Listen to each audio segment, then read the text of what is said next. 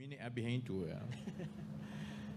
Saya ucapkan terima kasih kepada sahabat-sahabat daripada agensi-agensi di Selangor dan juga kepada Kerajaan Negeri Selangor, dan juga terima kasih dan tahniah juga kepada rakan-rakan saya daripada Kementerian Ekonomi, kerana walaupun saya faham banyak yang akan berkata dia membazir masa untuk kita ramai-ramai hadir untuk lancarkan Chili.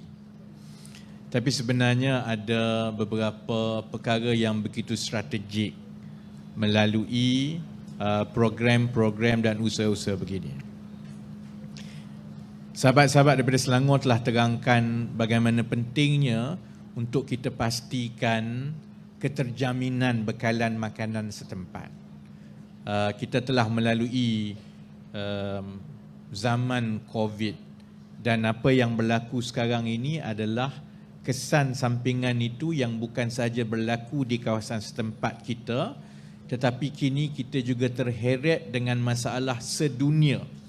Apabila berlaku perang, apabila berlaku konflik di tempat lain, oleh kerana kita terlalu banyak bergantung kepada sumber makanan yang dibawa daripada luar, termasuklah Chili. Jadi akibatnya harga barang itu naik mendadak di luar kawalan kita. Saya mula dengan ucapan tahniah tadi kerana saya faham rakan-rakan terutamanya dekat Kementerian Ekonomi lah. Ini satu perkara yang menjadi cabaran besar kepada kami, kerana selalunya Kementerian Ekonomi atau sebelum ini Unit Perancang Ekonomi, selalunya kami buat dasar. Jadi kami buat dasar, kemudian perkara itu diambil oleh agensi-agensi pelaksana, dan sistem kerajaan dari segi satu dasar ditetapkan, kemudian hendak diterjemahkan menjadi sesuatu di bawah, itu jadi satu cabaran yang penting, yang besar kepada kerajaan, baik di peringkat pihak berkuasa tempatan, baik di peringkat negeri dan baik di peringkat kerajaan persekutuan. Sebab itu orang selalu kata, dasar nampak cantik tapi rakyat akan tanya macam tak ada apa pun. Jadi bila kita letakkan sasaran untuk ada satu program yang mempunyai serampang program pelbagai serampang, orang kata, satu perkara yang kami betul-betul bimbang ialah tempoh masa yang akan diambil dari titik kita luluskan dasar itu, kemudian dapatkan peruntukan di parlimen, kemudian jalankan perkara itu ke bawah. Kerana kalau diambil 5, 6, 7, 8 bulan, maka akhirnya kita akan hilang momentum. Jadi, inisiatif pendapatan rakyat ini dilancarkan pada 26 Mac.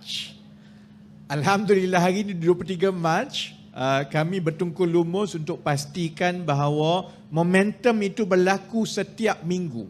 Setiap minggu ada sahaja golongan-golongan B40 dan juga miskin tegak yang mendapat manfaat terus tanpa perlu menunggu 6, 7, 8 bulan selepas diumumkan. Dan sebab itu, saya sekali lagi ucap tahniah kepada pasukan di Kementerian Ekonomi. Terima kasih dan tahniah juga kepada agensi-agensi di Selangor, daripada MBPJ, kepada PKBS, kepada pejabat daerah, kepada Setiausaha Kerajaan Negeri dan juga keseluruhan, kerana dengan cepat menyambut perkara ini, kerana kita tidak boleh hilang momentum. Sebab tidak boleh hilang momentum itu kerana bila kita sebut soal membawa masuk rakyat biasa untuk terlibat dengan kegiatan pertanian, ini bukan perkara baru. Pentadbiran demi pentadbiran, baik di kerajaan persekutuan, baik di peringkat kerajaan negeri, semua daripada 10-15 tahun yang lepas mencuba perkara ini kerana tidak ada yang persoalkan keperluan kita menghasilkan bekalan makanan yang mencukupi pada harga yang berpatutan kepada rakyat. Tak ada orang yang persoalkan ini. Masalahnya ialah kalau model itu tidak kena, Dan kalau momentum itu tidak laju, maka lama-lama kita akan hilang minat, hilang fokus, maka tanah selepas kerajaan buat pelaburan, tanah itu akan terbiar dan mencari peserta-peserta yang nak mengusahakan ini juga akan bermasalah. Sebab itu melalui IPR, kita mengambil beberapa pendekatan yang agak berbeza.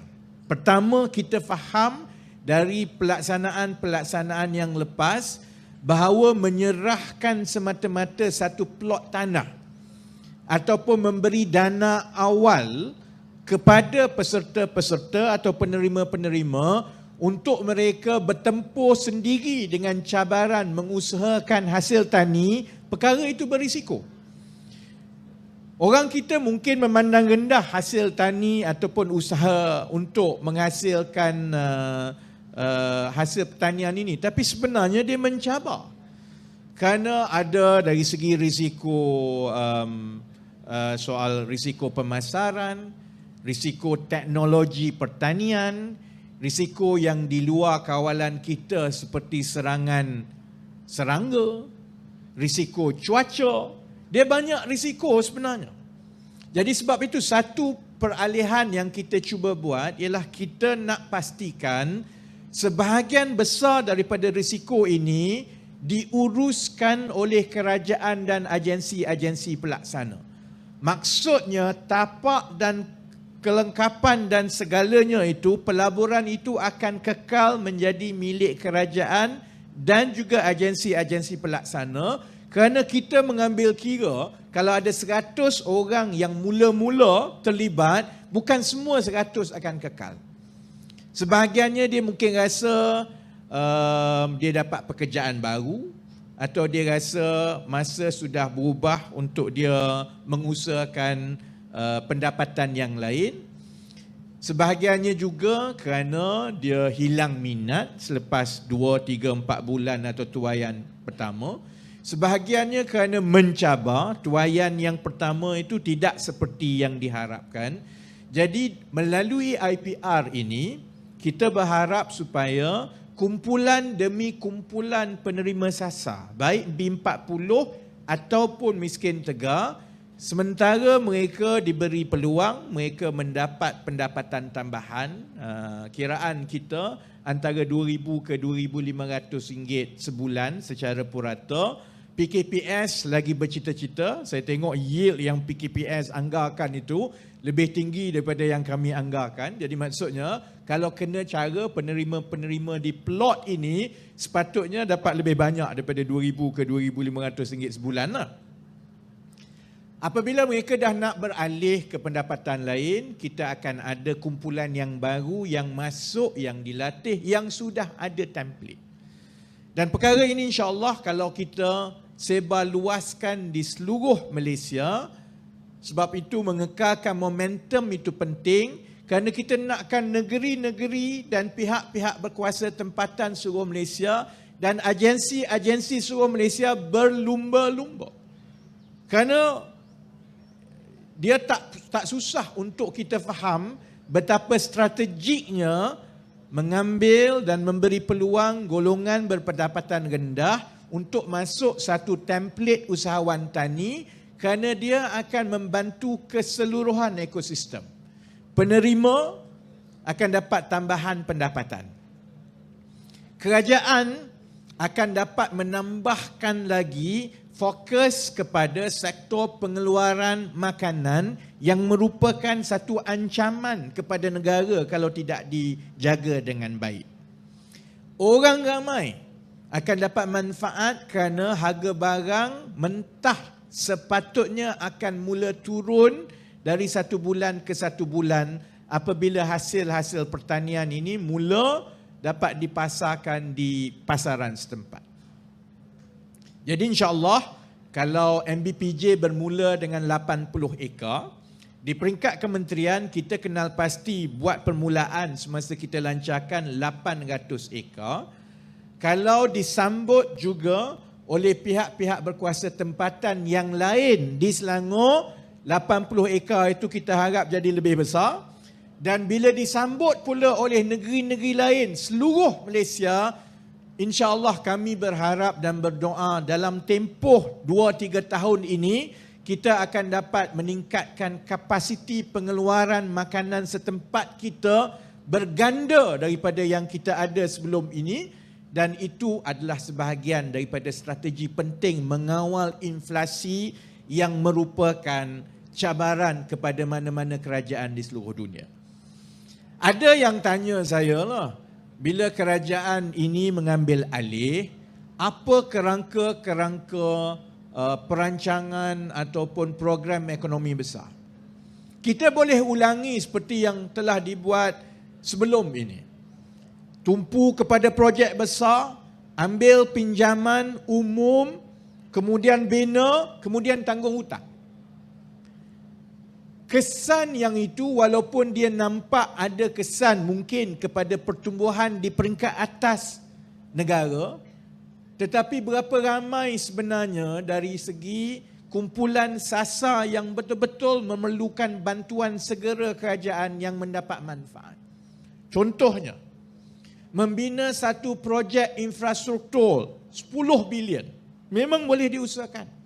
Dan dengan 10 bilion itu, dia akan ada kesan sedikit sebanyak kepada pertumbuhan ekonomi negara, tetapi wang itu sebahagian besarnya akan sampai kepada golongan yang memang sudah kaya atau pengusaha atau syarikat besar yang bukan daripada negara ini pun. Tapi kita kena berhutang, bayar selama 30-40 tahun, yang ditanggung adalah setiap seorang daripada kita. Sebab itu antara fokus kita, sementara kita menggerakkan sektor-sektor ekonomi yang strategik. Kalau di peringkat Kementerian Ekonomi, dua sektor yang sangat strategik ialah pertama dari segi mengalihkan tumpuan penggunaan tenaga di negara ini dari yang berasaskan kepada minyak yang akan habis ini dan mencemarkan alam sekitar kepada tenaga boleh baharui yang akan menarik minat pelabur seluruh dunia. Yang itu berlaku.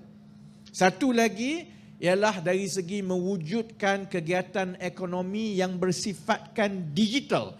Kerana ini melibatkan kemahiran baru yang boleh membuka peluang pekerjaan bergaji lebih baik kepada yang muda-muda. Yang itu pun berjalan.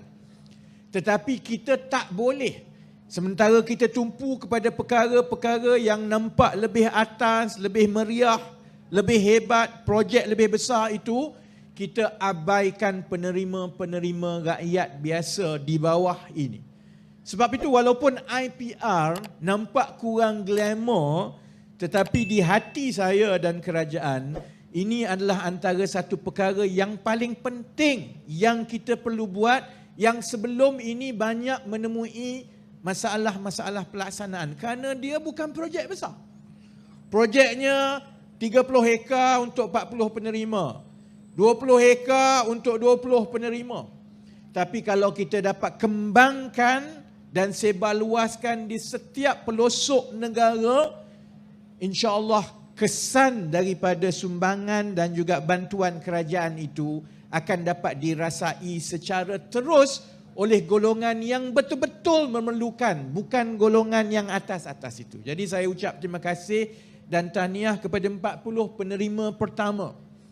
Saudara-saudari akan menjadi model kepada ramai lagi rakyat yang lain di seluruh Malaysia, kerana kita nak buktikan sebenarnya antara kerja gaji 2,000 lebih ringgit sebulan, kerja 8 jam sehari, gaji pun kadang-kadang tak naik, kita boleh pertimbangkan, termasuk yang muda-muda, bahawa sebenarnya mengusahakan suku ekar dengan polybag yang cukup boleh mendatangkan hasil yang lebih tinggi dalam keadaan kita hanya memerlukan 4-5 jam sehari sahaja untuk mengusahakan polybag kita. Dan ibadah itu, kalau hasil tanaman kita itu berjaya, dia dapat membantu mengimbangkan bekalan di pasaran, menurunkan harga barang itu. Ibadah itu besar kepada masyarakat setempat. Jadi sebab itu konsep dia itu walaupun nampak kecil, tetapi konsepnya itu ada akar yang besar yang insya-Allah akan berjaya membantu lebih ramai orang biasa. Saya juga alu-alukan arahan Menteri Besar tadi kerana selain daripada projek tani begini, kita juga nak bantu terus golongan miskin dan juga B40 yang daripada mereka tak ada kerja, adalah lebih baik mereka diambil oleh pihak berkuasa tempatan untuk mengusahakan penyelenggaraan kemudahan-kemudahan setempat. Selangor sekali lagi berada di depan.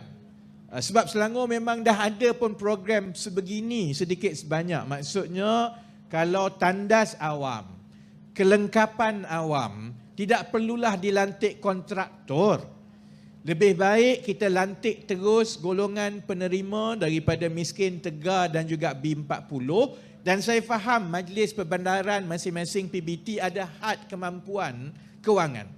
Sebab itu kalau MBPJ boleh bayar 1,000 sebulan, kita tambah lagi supaya mereka mendapat pendapatan minima, supaya itu menjadi satu insentif kepada mereka berbaloi sebenarnya untuk mengusahakan dan membantu pihak-pihak berkuasa tempatan menyelenggarakan kemudahan-kemudahan ini. Untuk tempoh jangka masa panjang, walaupun perkara itu nampak mudah, tetapi dia akan membantu kita membaiki struktur ekonomi negara kita. Kerana kalau kita terus dengan cara sekarang, iaitu orang tempatan tidak lagi mahu mengusahakan kerja-kerja penyelenggaraan, kita akan terus bergantung kepada tenaga asing. Dan pekerja asing ini lama-lama akan menjadi satu masalah yang kita perlu selesaikan. Sebab itu Kementerian Ekonomi bekerjasama dengan pihak-pihak berkuasa tempatan, agensi-agensi, supaya kita membantu menaikkan gaji secara terus kepada golongan-golongan ini untuk membuktikan bahawa di masa hadapan tugas-tugas ini boleh mula dibuat oleh orang tempatan pada gaji yang berpatutan dengan kos sara hidup. Saya juga ucapkan terima kasih kepada TNB dan ini yang pertama kerana banyak tanah-tanah macam ini di seluruh Malaysia. Iaitu tanah-tanah di bawah rintis TNB Elektrik yang sekarang ini tidak diusahakan. Jadi insya-Allah bukan saja di Selangor, bukan saja di Lembah Kelang, di semua tempat yang begini bila ada kesesuaian, kita akan bekerjasama dengan TNB dan juga syarikat-syarikat lain supaya tanah-tanah ini dibuka kepada penerima-penerima daripada golongan B40 dan miskin tegar, kerana itu mempunyai matlamat pelbagai serampang yang akan membantu masyarakat keseluruhannya. Jadi, kalau orang tanya, adakah ini akan dapat membantu? Saya yakin sebenarnya dalam satu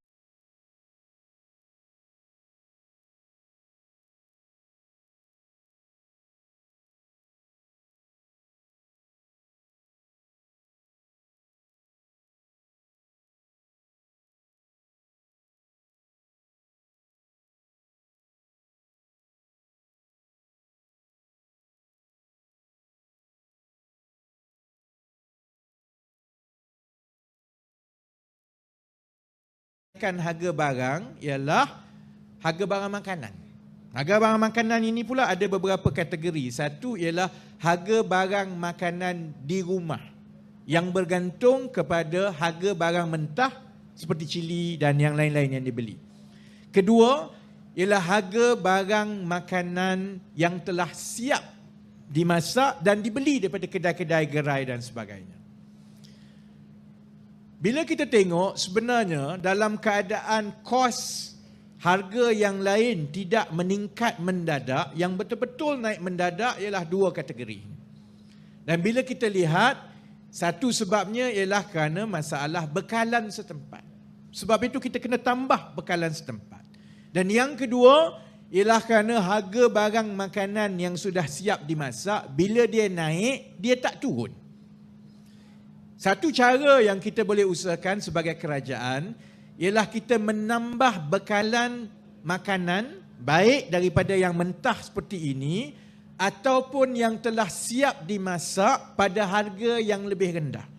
Sebab itu walaupun vending machine itu nampaknya kecil, insya-Allah saya yakin apabila beribu-ribu vending machine ini disediakan di seluruh tempat, di seluruh negara pada harga RM2, bila pengguna-pengguna dan pembeli-pembeli ada pilihan untuk membeli makanan, bagi mereka yang nak beli harga mahal RM10-15 silakan.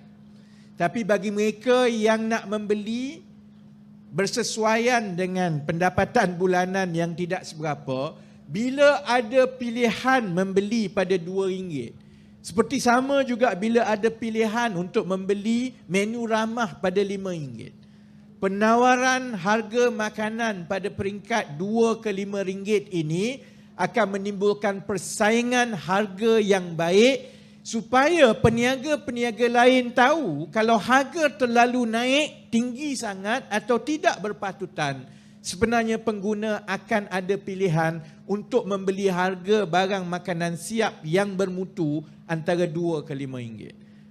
5 bulan, 6 bulan, 1 tahun, apabila perkara ini berlaku secara berleluasa di seluruh negara, itu akan mengimbangkan di antara penawaran dan permintaan harga barang makanan siap.